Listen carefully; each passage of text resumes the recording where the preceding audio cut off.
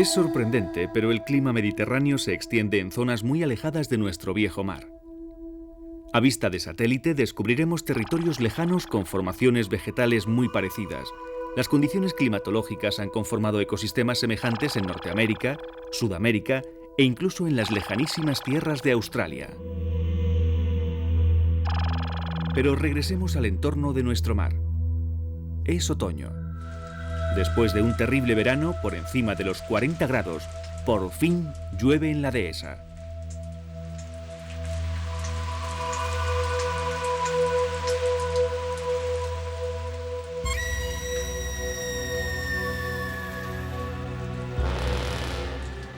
Las primeras lluvias que reverdecen y refrescan los campos también caldean los ánimos de los ciervos.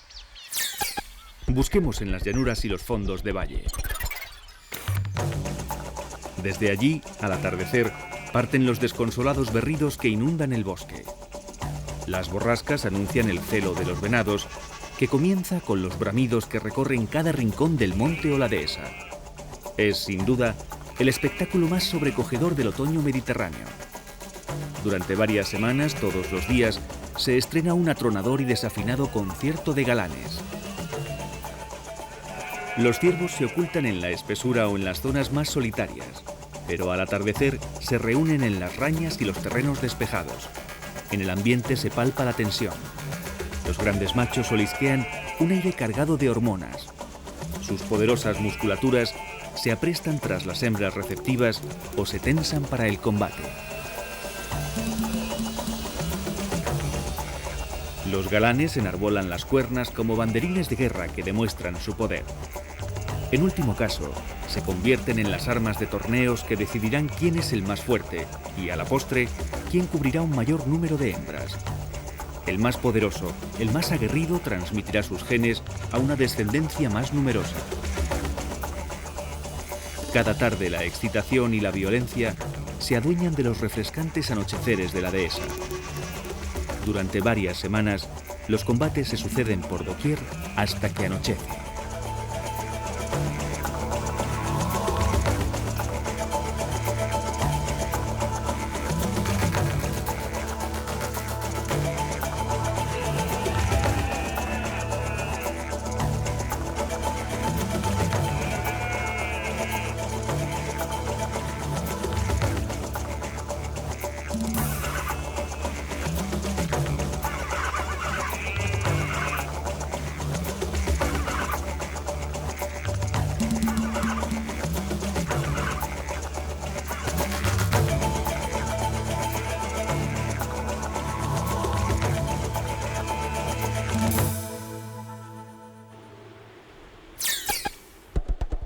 Ya es pleno otoño en una lejana vaguada. Tras un mes de peleas, persecuciones y cópulas, nos encontramos con un macho exhausto. Durante el celo casi no ha probado bocado. Ahora es el momento de reponer fuerzas. Nada mejor que las apetitosas y regordetas bellotas, que son como dulces píldoras de energía. Hambriento y ansioso, nos demuestra que las cuernas no solo le valen para combatir. Ágilmente, a pesar del cansancio, las utiliza para varear las bellotas verdes.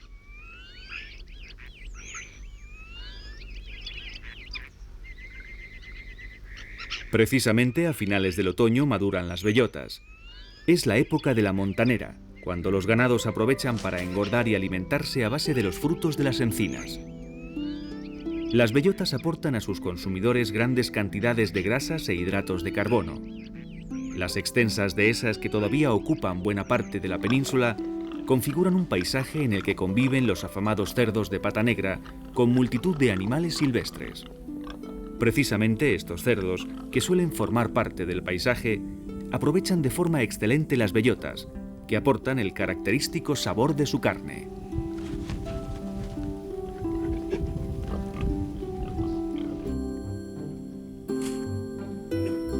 Antaño las bellotas se recolectaban como si fuesen pequeños tesoros.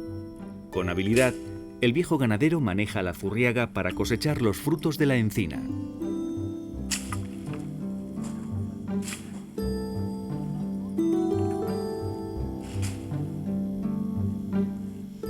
La pericia del hombre desprende las bellotas sin dañar el ramaje del árbol. Esta tediosa faena era habitual en las dehesas españolas.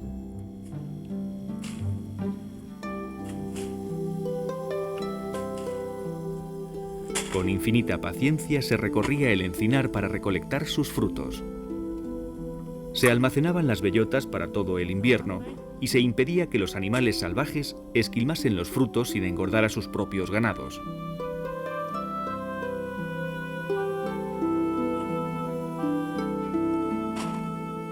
Las bellotas, debido a su alto contenido en grasa, no pueden almacenarse durante mucho tiempo porque se enrancian, pero su importancia era tal que los antiguos pueblos ibéricos hacían harina a base de este fruto que servía para preparar un energético y nutritivo pan.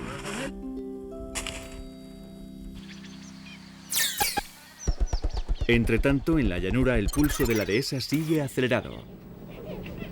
Mientras las bellotas terminan de madurar, los gamos entran en celo.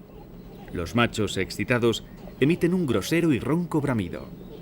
Precisamente estas fechas otoñales en que los gamos resuelven sus amoríos se conocen como la ronca.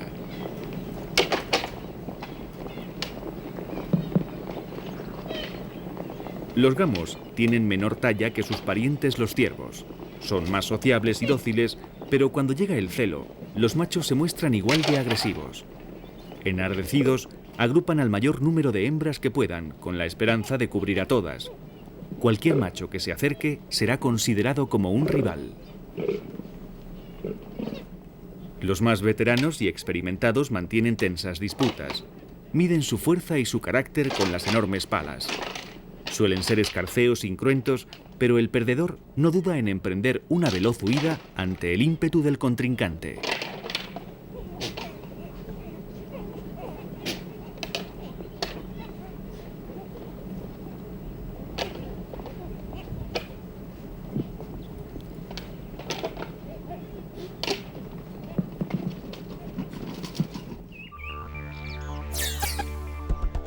En casi cualquier recodo del encinar, la montanera es un momento muy especial. En la dehesa hay lugar para todos. En torno a las encinas se agrupan muchos animales que encontrarán en sus bellotas, sus ramas o sus troncos un lugar ideal para pasar un invierno cómodo y bien abastecido. El pequeño lirón careto es un consumado devorador de bellotas. Cuando se acortan los días y comienza a refrescar, se prepara un mullido y cálido refugio para pasar los meses fríos. Este roedor enmascarado las recolecta y acumula en despensas cercanas al nido. Durante el otoño, su dieta se basa casi exclusivamente en estos frutos. Bien abastecido y con el estómago lleno, afronta el cercano invierno con la panza y la despensa rebosantes.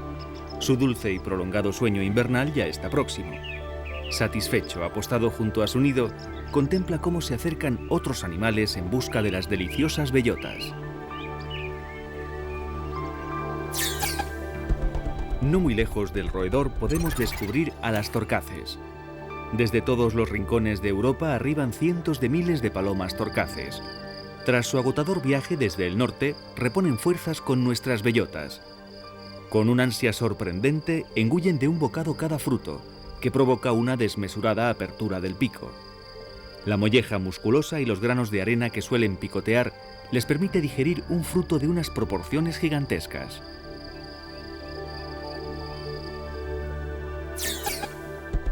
En otro rincón de la dehesa descubrimos a las grullas. Como sus colegas las torcaces, andan en busca de bellotas. Gran parte de las grullas europeas pasan el invierno triscando por las dehesas y sus cercanías. Además de las bellotas, se acercan a los campos cultivados. En muchas dehesas se rotura una parte del terreno de forma que se compaginan árboles con el cultivo de pastos y otras gramíneas. Con frecuencia los brotes tiernos son picoteados por las elegantes grullas que emprenden el vuelo a la menor señal de alarma.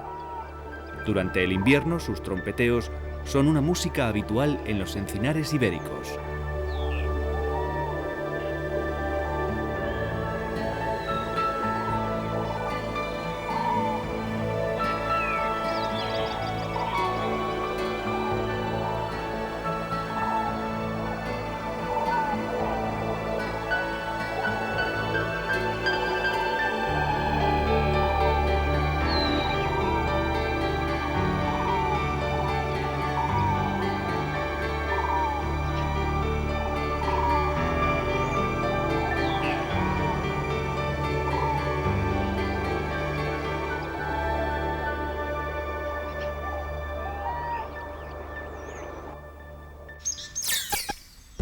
Entre las ramas de encinas y robles, además de las bellotas, parecen crecer otros extraños frutos. Las ramas se cuajan de unas bolas coronadas de protuberancias. Se trata ni más ni menos que de tumores. Las encinas encierran en ellos a las larvas de algunas avispas que pusieron sus huevos en los brotes de las hojas. De esta forma aíslan a los invasores y evitan que dañen sus tejidos. Cuando llega la primavera, emergen de su interior las jóvenes avispas que parecen sorprendidas por la luz, los colores y el calor del mundo exterior. Su confortable interior es codiciado por otros insectos. Se conocen cerca de 80 diferentes especies que suelen cobijarse en ellas. Incluso algunas hormigas de talla diminuta se han especializado en ocupar las viejas agallas. En su interior establecen las cámaras de cría. La textura y densidad de la agalla las preserva de los calores extremos del verano o de las heladas invernales.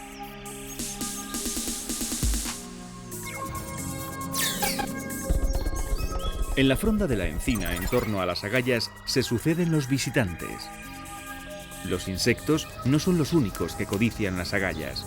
Algunos pájaros, como los piquituertos, saben que en su interior pueden encontrar sabrosas larvas. Es raro sorprenderlos en las dehesas, pero de vez en cuando se alejan de los pinares cercanos y rebuscan entre las ramas de encinas o robles hasta encontrar agallas. Con su poderoso y curvo pico, buscan el punto más débil y rompen la correosa carcasa exterior. Con un poco de suerte se meriendan a sus ocupantes. Es un delicioso complemento de proteínas para su dieta vegetariana.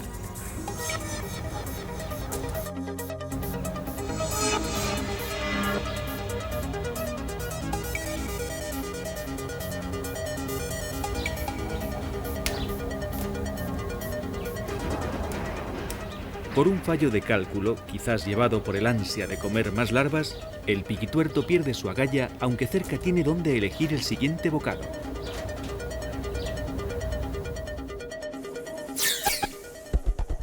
En los lugares más apartados del encinar nos sorprenden unos pasos furtivos.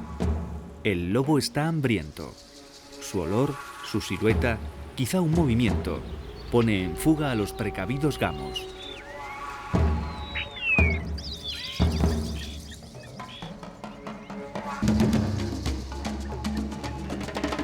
Pero el lance no está perdido. Un sorprendido conejo huye entre los matorrales. El paso sigiloso y ligero de los lobos les permite consolarse con el desafortunado gazapo. El día no está perdido para el lobo, que consuela su estómago por unas horas.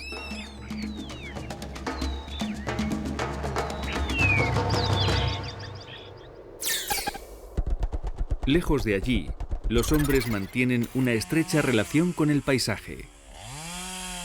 Las dehesas están modeladas por su mano. Desde tiempo inmemorial, se cercenan las ramas pasados unos años. Se descarga la copa de los árboles para que el sol acaricie todas las ramas y que el aire las ventile y refresque. Antes era un trabajo complicado y fatigoso, pero ahora las sierras mecánicas permiten al podador abarcar amplias zonas de la dehesa en unas pocas jornadas.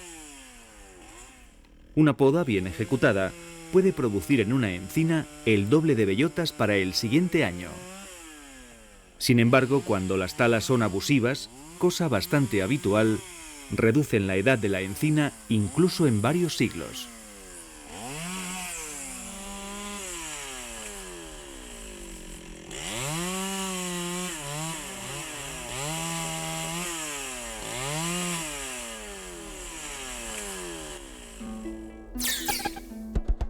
Tras la poda, las ramas desprendidas ofrecen un magnífico combustible. La encina crece muy lentamente y asimila muchos nutrientes. Su madera es muy pesada y densa. Por eso, la leña de encina tiene tan buena fama. La recogida de la leña de las podas tiene como protagonistas a los piconeros. Los piconeros limpian el encinar y ayudan a conservar los prados y a que no proliferen las plagas de la madera. La recogida de la leña también evita que se produzcan incendios y permite transitar el monte con toda comodidad para hombres y ganados. Preparar el picón de encina es un trabajo muy duro. nuestra familia trabaja de sol a sol. En una sola jornada transportan y recolectan varias toneladas de leña. Mientras el fuego trabaja, da el tiempo justo para un merecido respiro.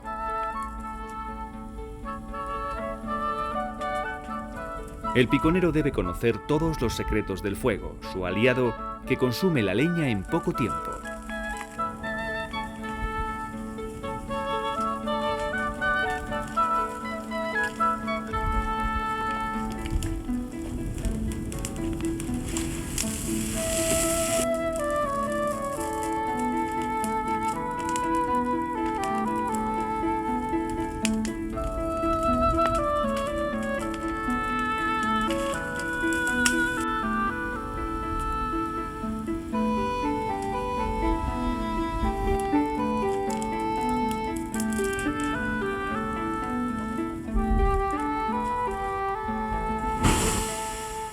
En el momento justo, con el agua bien tirada, se apaga la gran hoguera. En un instante la dura jornada de los piconeros queda reducida a unas decenas de kilos de carbón vegetal.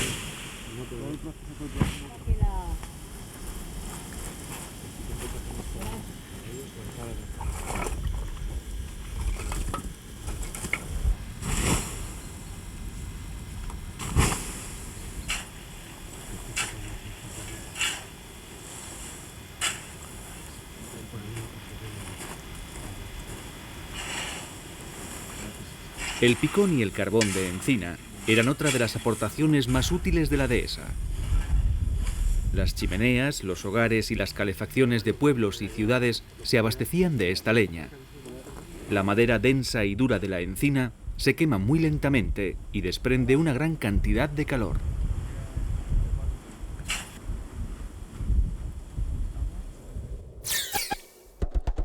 En lo más denso del monte encontramos otros árboles. No solo maduran las bellotas, todo el bosque mediterráneo ofrece sus frutas maduras. Los madroños se adornan con sus frutos dulces y llamativos. Es uno de los pocos árboles que engalanan sus ramas al mismo tiempo con las flores y los frutos. Las cornicabras también están en sazón y muestran unas extrañas agallas en forma de cuerno de cabra. Las hojas de las cornicabras se colorean de tonos rojizos antes de caer. Los guillomos, un arbusto habitual en los encinares, muestra las ramas cuajadas de frutos. Muchos animales aprovechan la cosecha otoñal que ofrecen los árboles. Los gamos, acabado ya su celo, merodean bajo las copas de las grandes encinas. Buscan las bellotas maduras que se desperdigan a sus pies. El pelaje de los gamos pierde su elegante color anaranjado e incluso desaparecen los lunares blancos. Lo sustituyen por un oscuro y caliente abrigo de tonos grises. Temprano, en una majada, aguardan las cabras. Esperan la llegada del pastor. El ganado caprino es muy resistente al calor y a las duras condiciones del clima mediterráneo. Están impacientes por salir de la majada.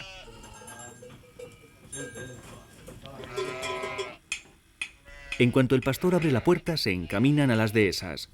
Van a pastorear los ramones podados.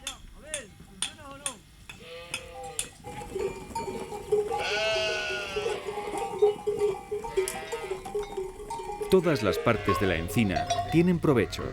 Incluso las pinchudas hojas que no sirven como combustible son aprovechadas por los animales más duros y de paladar menos exigente, como es el caso de las cabras. Cuando los pastos escasean por la sequía o se han agostado, las chivas son los animales mejor dotados para aprovechar este precario alimento. A pesar de la dureza y las espinas de las hojas de encina, encuentran en ellas un sabroso bocado.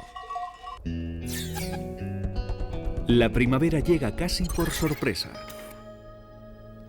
En los pastos, en las umbrías, casi por doquier, despierta la primavera. La abundancia estacional de agua provoca una explosión de vida. Peonías, jaras, orquídeas y 1000 flores más engalanan los montes y las dehesas.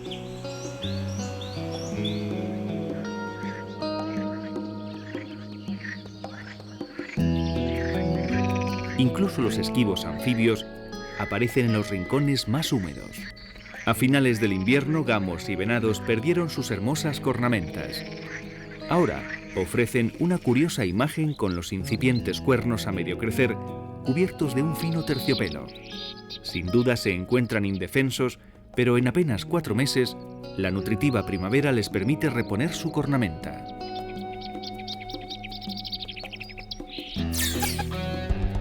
La primavera también se nota entre las ramas. Los enormes buitres negros instalan su nido en alcornoques o encinas. Las cigüeñas también aprovechan las ramas más robustas de las encinas. Mientras tanto, los primeros pollos volantones ya se aventuran fuera del nido.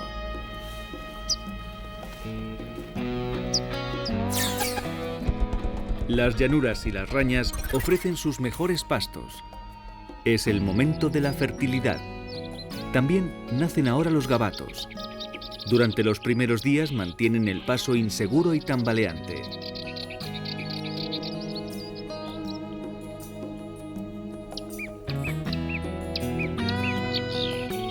En apenas unas jornadas, los jóvenes ciervos se tornan seguros y ágiles.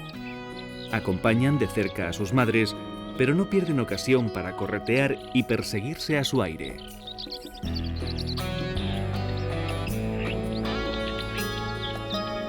Sin embargo, en cuanto sienten hambre, regresan junto a la madre y solicitan su deliciosa ración de leche.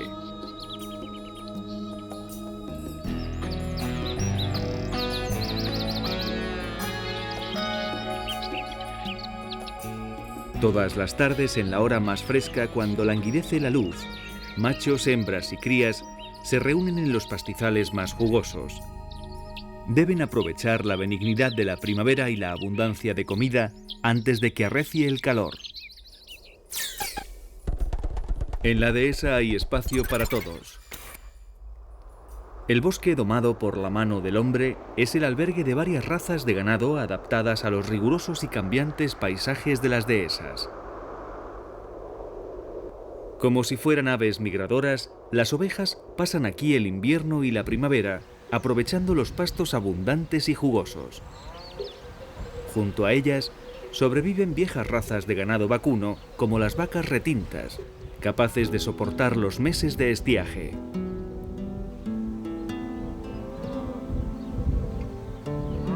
Incluso la exótica vaca blanca cacereña, que fue importada por los romanos para sus sacrificios desde las lejanas tierras de Asia, se ha aclimatado a los ciclos de dureza y generosidad de las dehesas peninsulares.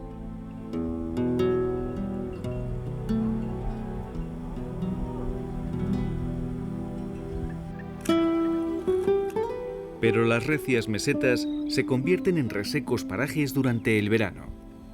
En esta estación, la vida es dura e implacable. Para prevenir la dureza del estío, los viejos pastores reemprenden el camino de la trashumancia.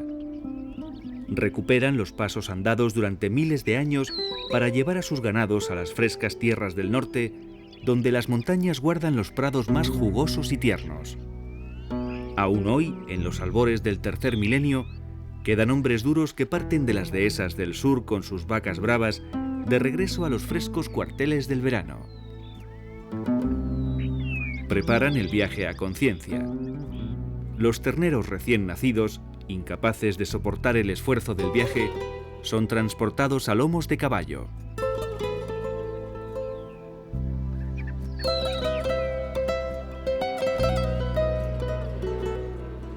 La partida es inminente. Los jinetes reúnen al ganado que ya se muestra nervioso.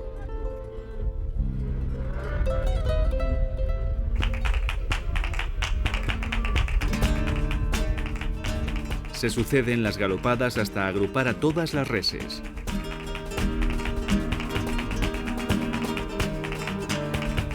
A media mañana comienza de nuevo el viaje primaveral. Aprovechan los últimos días de esta estación para comer durante el viaje y alejarse durante varios meses de los tórridos veranos del sur. A lo largo de la geografía española quedan muy pocos pastores trashumantes. Aún así, la diversidad de ganados viajeros es notoria. Además de las ovejas, las más numerosas, algunos ganaderos suben con sus vacas domésticas hasta las regiones más frescas, que suelen ser las cumbres de los picos de Europa, el Sistema Central o los Pirineos. Sin embargo, todavía queda un gran rebaño de vacas bravas que anda y desanda las cañadas año tras año. Es el último. Sus cuarteles de invierno se extienden por las dehesas jienenses. Desde septiembre u octubre aguantan en estas tierras andaluzas que prodigan sus pastos hasta los meses de abril o mayo. En este momento, cuando los días se alargan, el ganadero debe fijar la fecha de salida. Ayudado por el mayoral y sus jinetes, emprende el viaje. Mientras, las dehesas quedan casi mudas y solitarias, sumergidas en una especie de siesta que terminará con las próximas lluvias otoñales.